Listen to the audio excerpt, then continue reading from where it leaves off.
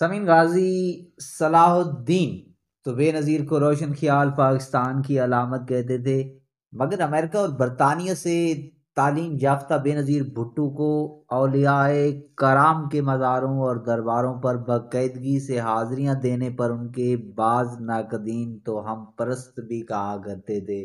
فرت اللہ بابر کہتے ہیں کہ بے نظیر بھٹو بھی عام خواتین کی طرح اولیاء اللہ کے مزاروں اور درباروں پر باقاعدگی سے حاضری دیتی تھیں۔ یہ دکھاوا یا سیاسی شعبدہ بازی نہیں تھی، وہ بڑی عقیدت و احترام کے ساتھ ان مزاروں اور درباروں پر حاضری دیتی تھی۔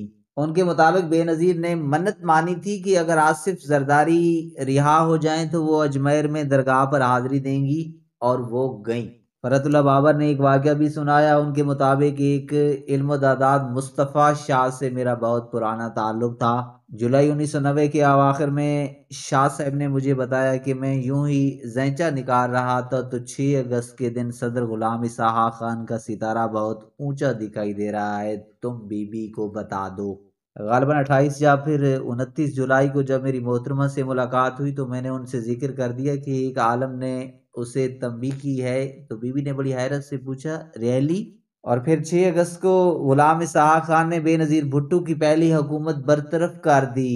محترمہ نے جو مجھے فرت اللہ بابر کی بجائے ایف بی کہتی تھیں، بطور خاص مجھ سے پوچھا ایف بی وہ کون تھا جس نے تمہیں پہلے ہی خبردار کر دیا تھا کہ کچھ بدشگونی ہونے والی ہے؟ اب جا کر اس سے پوچھو کہ میرے لیے آگے کیا ہے، کیا ہونے والا ہے اب۔ فرت اللہ بابر نے بتایا کہ جب میری دوبارہ شاہ صاحب سے ملاقات ہوئی تو میں نے انہیں بی بی کے رد عمل کے بارے میں بتایا۔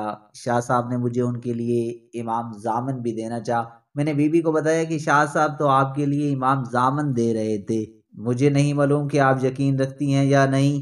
تو انہوں نے آستین چڑھا کر مجھے دکھایا کہ میرے ہاتھ پر تو پہلے ہی امام ضامن بندھا ہوا ہے۔ فرت اللہ بابر کے مطابق بے نظیر انتہائی خودداد ترس اور خوش اخلاق انسان تھی۔